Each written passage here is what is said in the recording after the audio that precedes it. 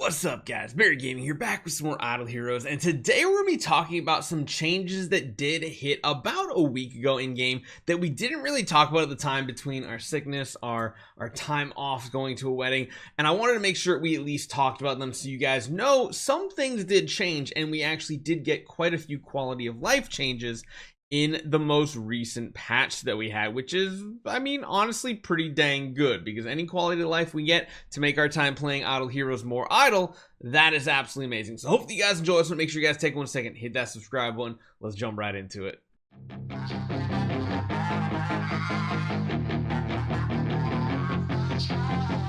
So in order to show you guys all of these updates, we're probably gonna have to jump like back and forth between different progression accounts to show you guys different game modes. But the first one we can show you guys on our Lights Army, which is pretty dang cool. So if we not go to Void Horde, go to Void Hollow, and we go to the battles here, they've actually added a very easy command, which is really good, because I can't tell you how many times when I used to really grind this game mode out, we'd always have to like drag and drop heroes like from team to team. It was really annoying. Now you can just literally swap the entire team with 2 clicks. You literally bam, bam, you're done. That's really awesome. I love this right here, and it just feels nice to get more quality of life things like this to make things that might be a little tedious just a little bit more easy. Now, the second item is one that I guess some people are probably going to be going through. Granted, I have personally not gone through the chapter system. Yes, it does have some pretty decent rewards, especially for free to play. For a spender, I'd say they're pretty negligible, honestly. But there are a couple things in here that were updated, and I actually just need to see where they are. What they did was they did lower the complete 6-star tavern quest, it seems like. And I think it's only on chapter 60 that this one is relevant, but like they lowered it by 1, I believe. So like they changed it from 7 to 6. Why they even have it at 6 is crazy, because that's essentially 3 months of hoping you get good RNG to finish out your monthlies every single month. Sure, I mean, if you guys are going to use all your scrolls, I mean, make sure you guys are still going through completing all this. You can see on our account, we still got 24 of these badges for 7-star. But again, with all the things coming up very soon here, it might not be the worst thing in the world to start cashing in some of these extra quests. And then along the way, you could do some refreshes if you want. You might get lucky and hit some 7 stars. You never know. But that is number 2. So the next one here, we had to jump to one of our earlier game accounts, or really, I guess I should say just old accounts here. Something in Aspen Dungeon has been done, and sadly, I can't even do it. I don't even have an awakened hero on this account, and actually, I literally cannot even awaken a single hero. Well, that doesn't really help us out, but what essentially is happening here, let's see if we can find it on maybe one of our other accounts as well. They've added a auto battle feature into a couple different game modes, one of them being Aspen Dungeon. So yeah, most of my servers, they're still locked behind a couple things.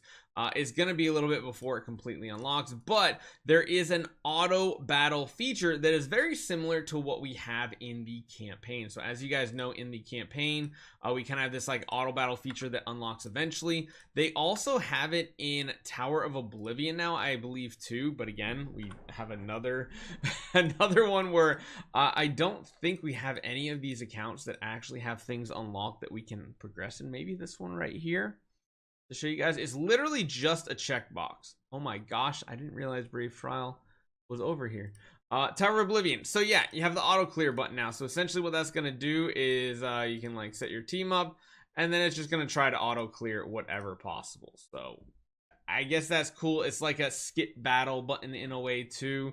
Don't know exactly how well it works. It also is valid in Aspen Dungeon as well, but we don't have that unlocked, so keep that in mind. Both of those are just really nice quality of life things for the early game. So I don't necessarily know if this is a quality of life update, but it does seem like actually, where are they in the book here? I guess they added better translations and stuff for the 4th and newest Star Soul is what it sounds like. I didn't really notice it personally, but I mean, we just have so many bad translations in the game right now anyway that I just kind of like expect it. So yeah, that's kind of is what it is. And then I do believe part of this too in the ethereal realm, I think what they did is they've actually updated some translations, and I think they're actually, the overview is working properly now, because previously it was not working well at all. So yeah, these things seem to be pretty good, as well as getting, I think what it's saying is so in the translation of the notes, it's really weird. It's called Unearthly World. I think that literally means like the Star Whisper world, but I could be completely wrong. I think they've changed it so that you can understand things a little bit better now. As far as you have, like, you know, your action points, the number of that you can, you know, get additional action points. It's very much easier to purchase these things now. Previously you had to know about how to get these extra action points. Now they just put them as a very nice thing right there, which is really, really cool.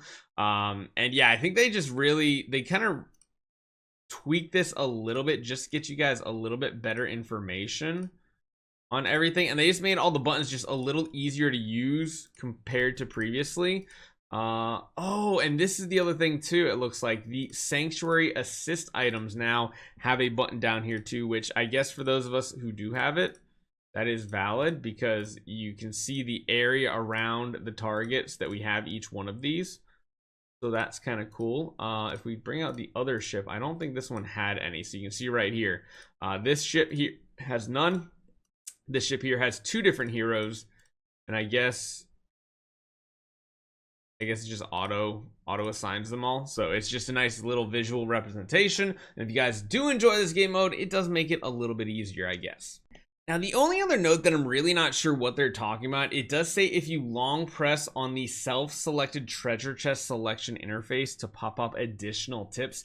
I haven't actually figured out what that one is actually having to do with. I don't know if it's like, if they're talking about like in here where it's like in here, maybe there's like additional information. I've not figured out what that one is. So if you guys do know what that means by long press on the self-selected treasure chest selection interface to pop up tips, my guess is honestly it probably still has something to do with like this in here. Like there's probably something going on.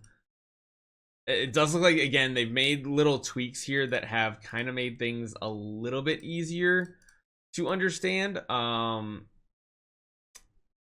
there is that. I can't really tell exactly what really got the biggest update here or anything, and what's unlocked, but we have a lot of stuff to catch up on. I actually can build this new time manipulation as well, which we're gonna do that here in the next few days most like. And if we see anything else coming our way in the next couple days or so, I will definitely get that information to you guys as well. So hopefully you guys enjoy this one. Let me know what you guys think. See you guys next time.